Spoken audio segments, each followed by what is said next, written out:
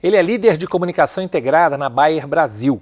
Formado em jornalismo pela Universidade Presbiteriana Mackenzie em 2004, foi vice-presidente da DAZN, empresa de serviço de streaming dedicado exclusivamente ao esporte, e diretor da Jeffrey Group, agência de comunicação. É envolvido com os principais influenciadores do Brasil, incluindo jornalistas, blogueiros, criadores de conteúdo digital e analistas, tem um grande conhecimento em comunicação corporativa, gerenciamento de crises e também media training. O projeto Memória do curso de jornalismo recebe o jornalista Tiago Massari. Tiago, obrigado por você ter vindo mais uma vez aqui. Já vem tantas vezes no Mackenzie falar com os alunos, né? Sim, obrigado por você pelo convite, Wanderlei. Eu falo que eu não sei falar não para o Mackenzie.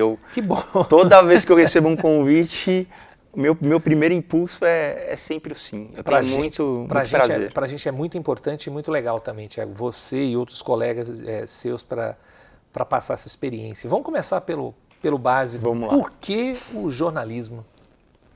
Pois é, o jornalismo, eu sempre fui... Tem uma história na minha família que quando eu tinha 5 anos de idade, eu tinha aqui num casamento com os meus pais e eles perguntaram que roupa que eu queria ir no casamento e eu falei que eu queria ir com roupa de jornalista. Porque assistia na televisão, assistia Jornal Nacional, então eu queria ir com a gravata, né, aquela gravata de jornalista. E é muito interessante isso. Então, ao longo da minha infância, depois ao longo da adolescência, eu sempre tive um interesse muito grande por ler, por escrever, por contar histórias. Eu sempre era aquele... Eu reunia meus amigos e escrevia livro sobre eles, e eu brincava muito com isso. Então, quando eu cheguei na época de escolher minha carreira, eu não tinha dúvidas sobre o jornalismo. Eu fui direto e reto, prestei o vestibular para jornalismo em todas as faculdades que eu apliquei. E eu queria muito, o meu grande sonho era escrever sobre cinema, sobre teatro, sobre artes. Cultura num grande veículo de imprensa brasileiro. Esse era o meu grande objetivo. E então foi isso que me atraiu para o jornalismo num primeiro momento. Foi por isso que eu fiz o vestibular. E foi muito interessante o Mackenzie, porque quando eu vim fazer vestibular aqui, eu entrei e eu falei, vou estudar nesse lugar, eu vou estudar aqui que eu quero ficar. Você não tinha nenhuma relação com o Mackenzie, família, nada? Nada. E aí foi amor à primeira vista mesmo. E eu digo sempre que para mim a faculdade de jornalismo passou num piscar de olhos, assim, foi incrível, assim, foram 4 anos de muito conteúdo, mas assim, de ganhar realmente bastante profundidade, e para mim foi muito prazeroso, eu gostava muito da faculdade, então eu fiz, assim, a faculdade foi indolor para mim, assim, foi um processo muito, muito bom. 20 anos, né, da sua turma, 20 anos 20 vocês estão... A gente não precisava falar disso, né? Não tem como falar. Já falei lá, 2004, né? O que foi, o que você te marca aqui de conteúdo, né? Você falou que gostou muito, foram 4 anos que passaram rápido, indolores e tal. O que marca em termos de conteúdo para você que você pôde utilizar na sua carreira? Que eu pude e ainda utilizo até hoje, assim, porque toda a parte de base, né, do jornalismo, da comunicação, os grandes autores, tudo isso para mim serviu assim, maravilhosamente, até hoje eu utilizo. Depois eu era vidrado em semiótica da cultura, então você enxergar além, você realmente conseguir entender todos os signos da comunicação, ter um olhar também de mais profundidade para as coisas. Toda a parte das matérias técnicas, né? Então os laboratórios, naquele momento, eu acho que pelo menos conversando com as pessoas do mercado, Mackenzie tinha laboratórios acima da média, então a gente aprendeu aqui fazer fotografia, edição, rádio, e eu, depois quando eu saí da faculdade, eu tinha um repertório que me ajudou muito. Então, Você sabe que eu saí daqui para o mercado corporativo. Então, eu cheguei num mercado em que eu precisava fazer tudo isso. Eu precisava fazer rádio, eu precisava fazer TV, eu precisava escrever muito, tanto para o dia a dia quanto textos mais densos, como livros, artigos. Então, tudo que eu aprendi aqui eu coloquei em prática. E a troca, né? Então, acho que principalmente a troca com os professores, que sempre foram referências muito fortes, e com os colegas que até hoje eu encontro no mercado e a gente, né, e vejo cada um aí na sua jornada, é muito legal. Vou dizer certamente, mas quase certamente, você falou do jornalismo corporativo, do mundo corporativo. Sim. Acho que raramente alguém entrar, hoje mais, mas naquela época alguém entraria num curso de jornalismo pensando no corporativo. Você ia pensar, tanto que você falou que queria fazer a questão cultural. O que te levou ao mundo corporativo? Na verdade, foi uma oportunidade que surgiu. Eu já fazia faculdade há algum tempo. Eu queria muito estagiar, mas eu estava sendo também muito cuidadoso com qual estágio fazer. Então, eu me lembro que na época eu tinha, né, os meus colegas estavam oportunidades de estágio bem distintas. Então, tinha pessoas que estavam em grandes veículos já e trabalhando na grande imprensa. Tínhamos outras pessoas que estavam trabalhando com jornalismo, mas em veículos já bem menores, mais de nicho, que não era muito o que eu queria.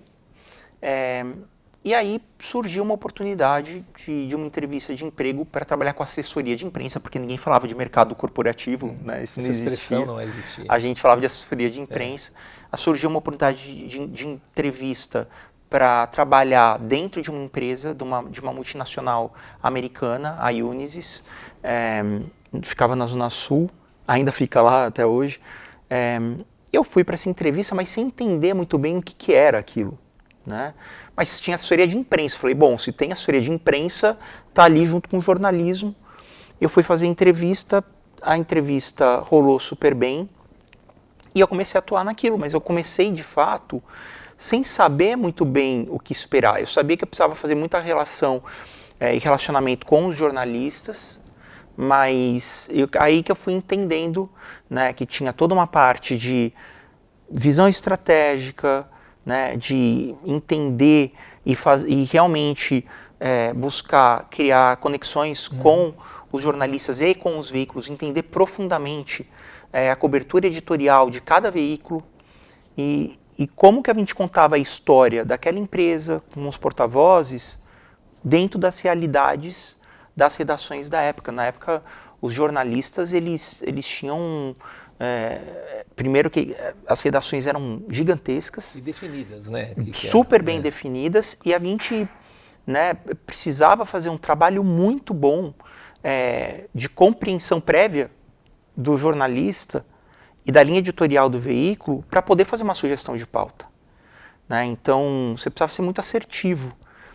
Então, foi algo muito interessante que surgiu num primeiro momento e que era muito novo, assim. Eu me lembro que na própria faculdade tinha uma torcida de nariz, assim, quando você falava que eu estou trabalhando com assessoria de imprensa, você está trabalhando com assessoria de imprensa, né? Então, e até isso a gente vai vendo uma evolução do mercado, né? Quer dizer, eu era a minoria, né, dentro de uma sala de aula, e hoje eu acho que, né, a gente vê um grande número de jornalistas que acaba indo mais para o mercado corporativo do que de fato para a redação, né? Você acha que ainda é importante a formação acadêmica para um profissional de comunicação? Sem dúvida. Acho que tem primeiro porque é esse lugar que eu comentei, que é um lugar de efervescente, né? Então, quer dizer, você aprende muito, você consegue realmente ganhar, construir base para tudo que você vai fazer. É um lugar que você pode experimentar, né? Então, testar muita coisa, experimentar.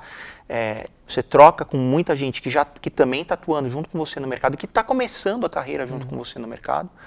E, ao mesmo tempo, conversando também e trabalhando com os professores, que vem também com uma bagagem que você ali ainda não possui. Então, Eu para mim, acho que é fundamental, assim, esse passar pela universidade, pela faculdade, né, esse desenvolvimento, ele precisa acontecer porque ele te ajuda, né, a cortar várias etapas, né, dentro do processo, que se você não fizer e for direto para o mercado, vai ser muito mais doloroso.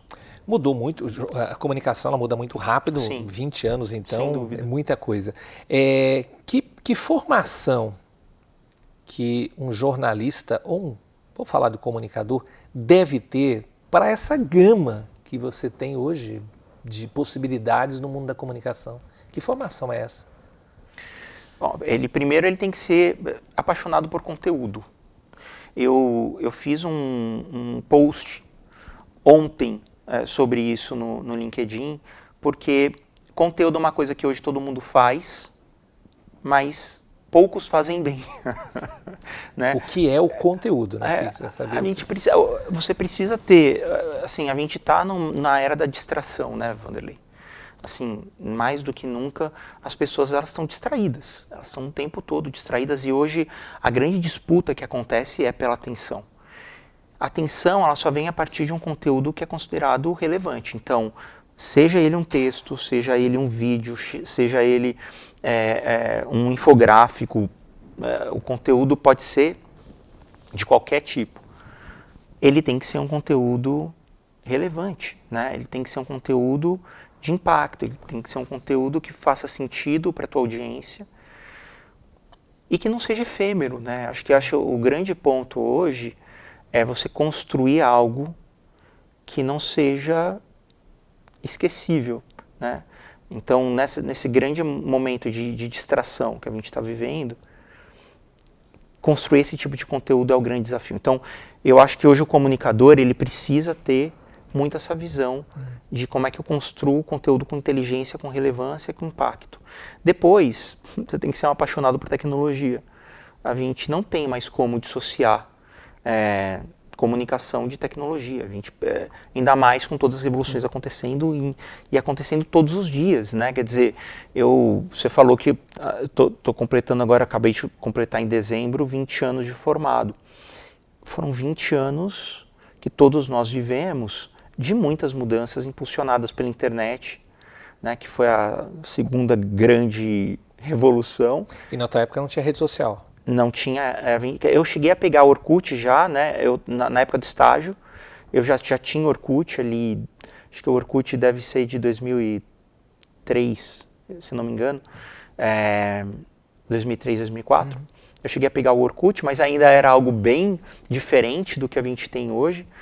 Mas agora com inteligência artificial generativa, né, que tem sido considerada a terceira grande revolução que a gente vai viver, a gente precisa ser um apaixonado também por tecnologia e entender essas mudanças todas de tecnologia, tem que entender de algoritmo, a gente tem que entender de consumo de conteúdo, como é que as pessoas hoje consomem ou não consomem muitas vezes. Então, existe também uma superficialidade no consumo de conteúdo. E a gente pode ter dois caminhos, onde eu vou reclamar ou eu vou entender e aprender a trabalhar, né, com essas ferramentas, mas sempre em prol de um conteúdo que seja de mais profundidade. Não existia rede social e não existia uma figura que você conhece muito bem, que é o influenciador. Qual a importância desse profissional? Alguns nem gostam de falar que seja um profissional, mas eu acho que ele está fazendo um trabalho, ele está exercendo, ele está respondendo, ele é um profissional. Qual a importância desse profissional para a comunicação hoje, principalmente na tua área? O nome já responde, ele é um influenciador, né?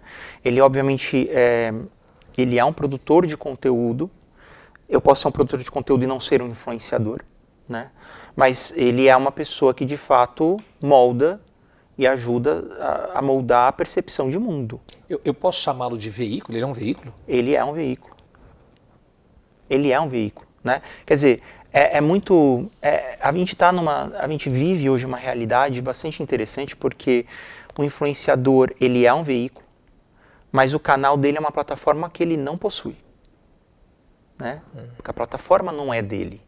E ele está sujeito às regras de uma plataforma que ele não controla, né? Mas, ao mesmo tempo, o conteúdo todo é dele.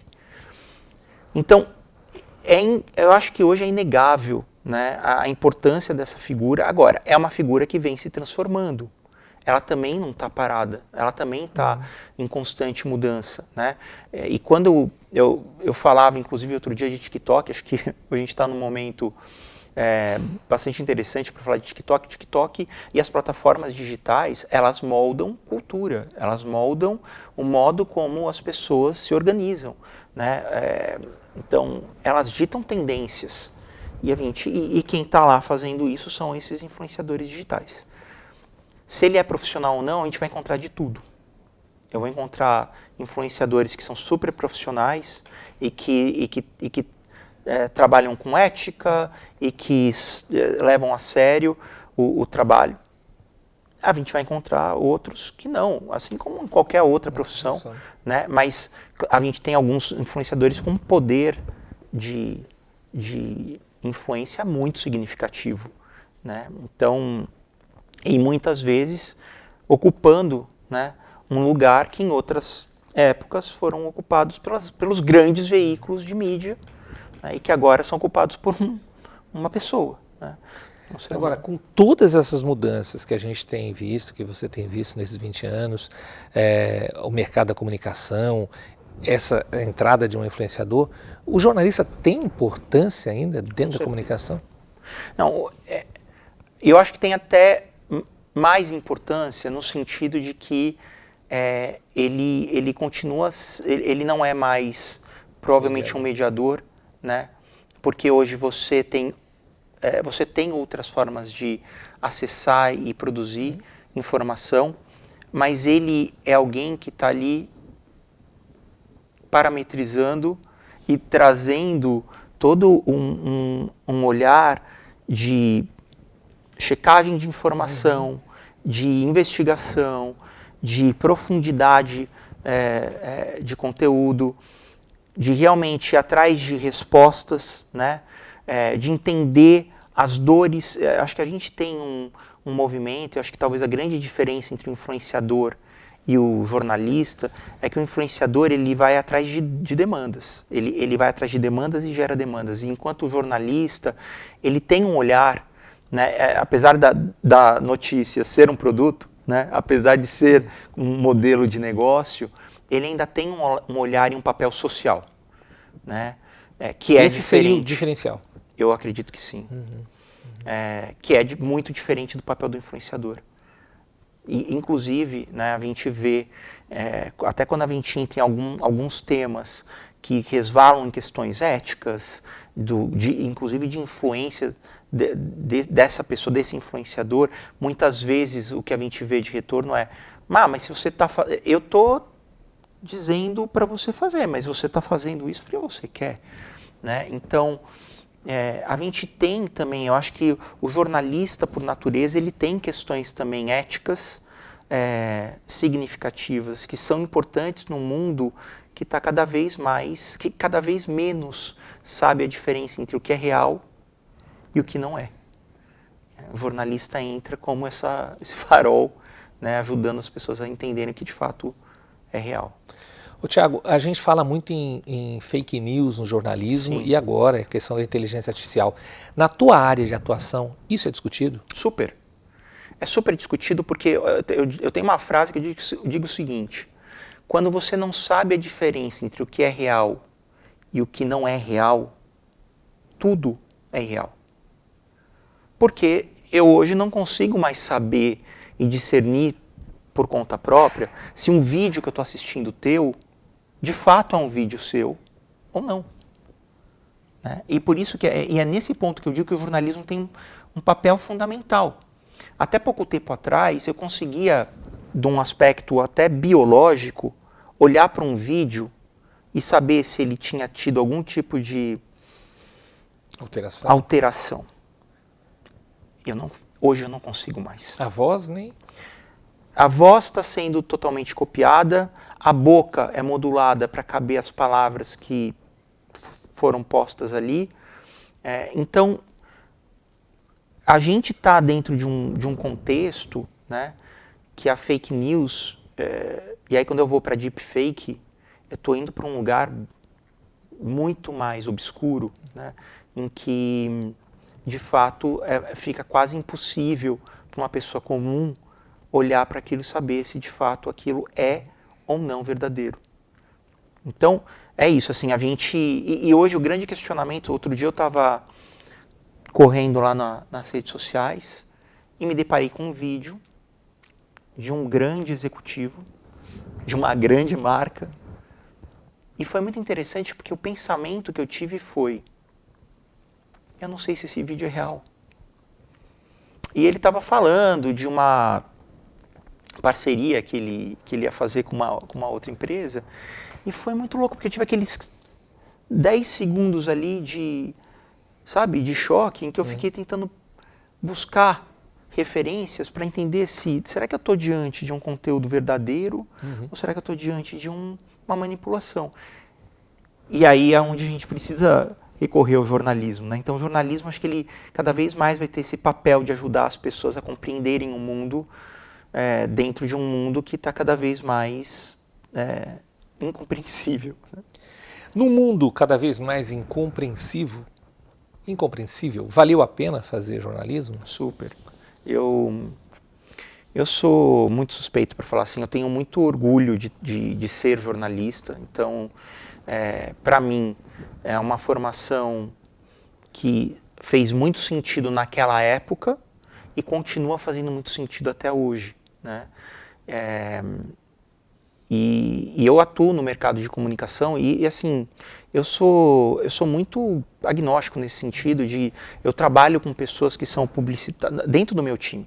Eu tenho jornalistas, eu tenho publicitários, eu tenho relações públicas, eu tenho pessoas formadas em sociologia, eu tenho pessoas formadas em moda, eu tenho pessoas formadas em tecnologia e está todo mundo lá trabalhando com comunicação. Então, longe de mim a gente ter que ficar criando linhas divisórias. Mas eu considero o jornalismo e ser jornalista um diferencial nesse sentido de visão de mundo, de entendimento da informação, da apuração, né, de também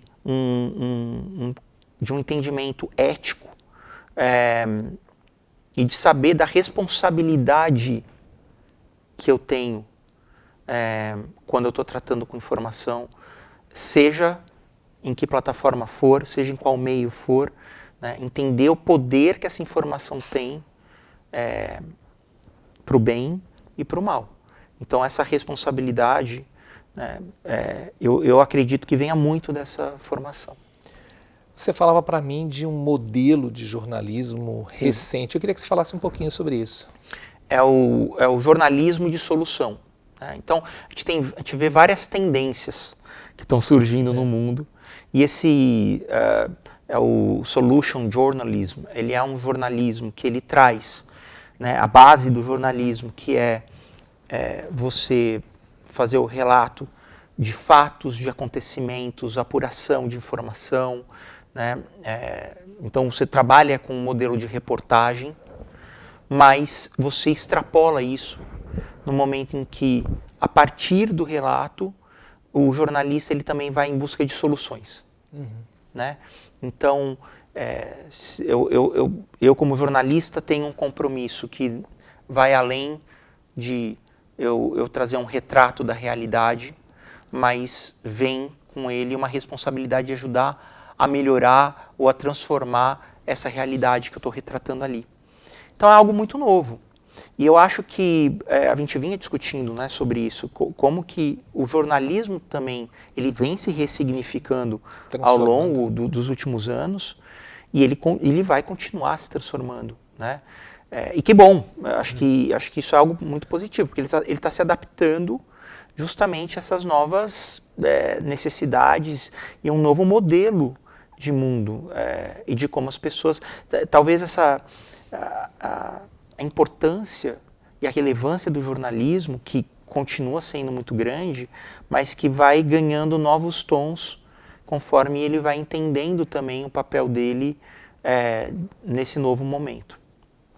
Tiago, obrigado por você ter vindo fazer esses esclarecimentos aqui. É muita coisa, muita novidade. É né? muita novidade. A gente tem uma memória aqui, mas assim, fala mais do presente do que do passado, né? E, Legal. porque é muita coisa acontecendo, né? Ao mesmo tempo, é muita mudança na área de comunicação, né? E a gente vai aprendendo também com isso. Vamos. E acho que esse é um ponto fundamental. Você me perguntou o que um comunicador precisa ter. Eu acho que é essa vontade e desejo de aprender de novo todos os dias. Assim, acho que eu, pelo menos, eu tenho um compromisso que é o de o tempo todo me renovar. Reciclar, né?